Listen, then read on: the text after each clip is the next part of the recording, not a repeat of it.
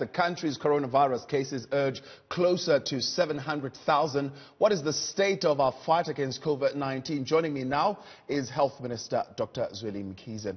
Minister, good evening, and thank you very much for joining us on the Newsfeed Late Night. Good evening to you and all the viewers. Now, Minister, we saw in the last 24 hours the highest number of daily cases being reported, at least in the last 28 days. And we also know that you conducted the most number of tests since the last reported, about just 28,000. Is this a thing of concern? Is there a rise in new cases? Well, all we can say is that at this point, the numbers of cases have remained fairly stable. But if you did a day-to-day count, there's a variation that sometimes it goes up, sometimes it goes down. It also depends on the day of the week. What we have then looked at is that the numbers have not really gone down that significantly. But if you look at the last week, there's a slight increase, which is about 19% over the previous week. But if you look at the 2 weeks, the 14 days, there's still a slower decrease compared to the previous 14 days. So we're still watching at those numbers. The trends have not really gone down much further than they have been.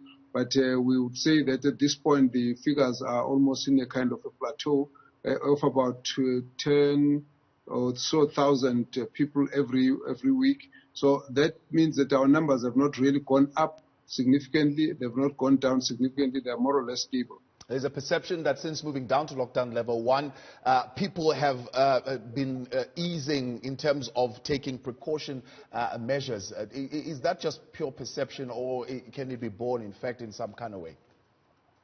Well, the sense we get is that there's been a lot more of loosening, and we really believe that there may well be people who are taking it as though that the threat is over. And so we think that the numbers of people who are wearing masks and people might be relaxing a little bit, it's our concern as well. So we would like to urge our people to take the issue seriously. We have said there should not be any complacency. We need to make everyone be aware that we are not out of the real risk yet. Now, Minister, when we look at the level of testing that is being conducted, there are some, I don't know, what do you make of this view, that they're saying you have somewhat suppressed testing in favor of herd immunity. So you are allowing those healthier guys who are younger to go on, catch the virus without even knowing, and they get better. But the problem is they then go and infect the vulnerable. Hence, we are continuing to see the number of deaths being reported daily in South Africa. What do you make of that claim? I don't know why somebody would think that you would allow people to go and get infected. It does not make sense. And so I think we must ignore that kind of thinking. And we must just know a few things about the infection. One, that the infection is still with us, so people will get infected, and that we would still like people to take precautions so that we reduce the numbers of people who are infected.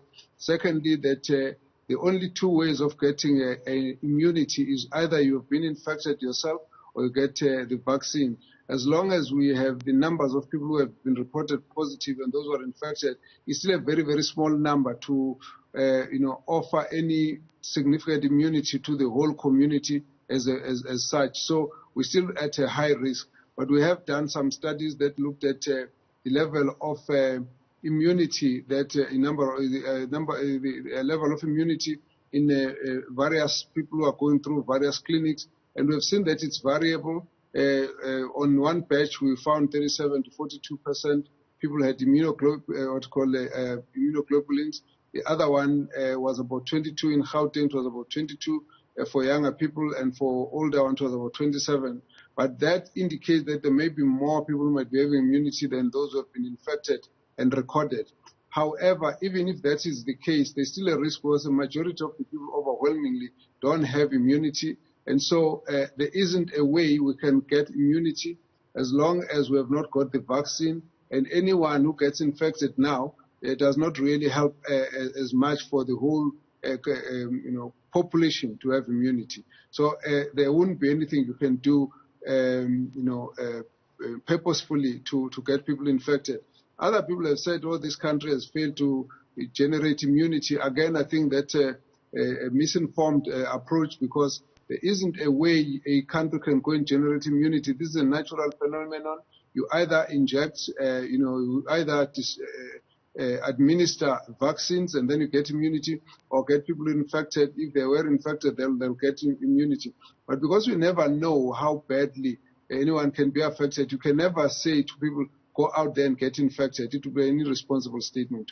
Now, Minister, are you concerned at all at the level of testing? 4.3 million tests conducted in a population of 57 million. The lowest number of daily tests conducted in the last 28 days, sitting at around 6,000. And of course, the last report at 28,000 being the highest. Can we do more in terms of testing?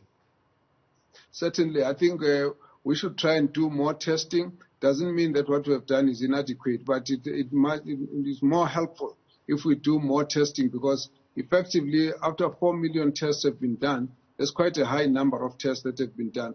We have then said that we need to increase the numbers of people based on the criteria, so that more people can be tested coming to hospitals. What that does for us, it helps us with our surveillance, because that means now we'll have many more people in different settings who will be tested, and when that happens, we will have a quick sense of how many people are getting new infections.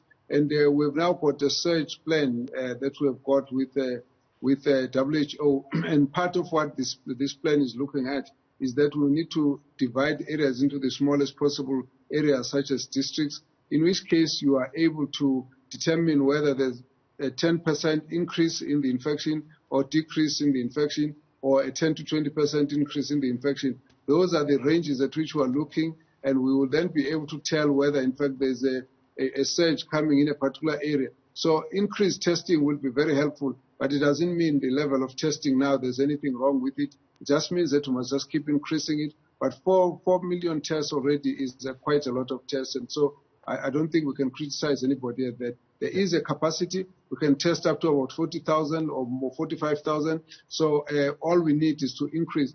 The reduction has been mainly because those who are falling on the criteria which needs to be tested have reduced, because fewer people were getting infected as compared to the time in July and August when we had a surge. Now, I'm seeing reports, Minister, while we are on testing, that some private sector pharmaceuticals are now having the COVID antibody test available. What about the public sector?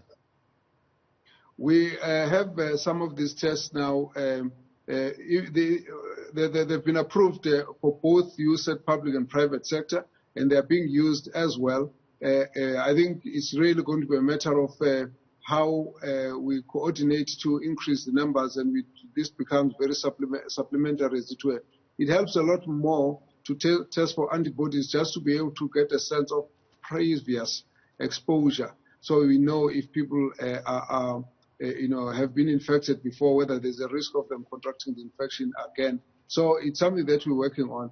We're looking at a few other mechanisms of testing, such as the use of antigens, so that we can actually get a rapid test that can give us results within a very short space of time. That is now linked to the technical processing of those tests, so that when they're approved, then they'll be more available. And with more and more work being done, we're getting more and more technology coming on the fore, so that we are able to test quicker, and we can even massify the testing to more areas much quicker. Are we seeing any effects of international travel? And maybe while we are there, you can also answer to the criticism around the direction on the 72-hour prior to departure PCR test. Many are saying, well, by the time you do the PCR test and you get on a plane, it will be too late to even pick up that you've got the virus. Well, in this kind of situation, you can never do everything right that no one can criticize.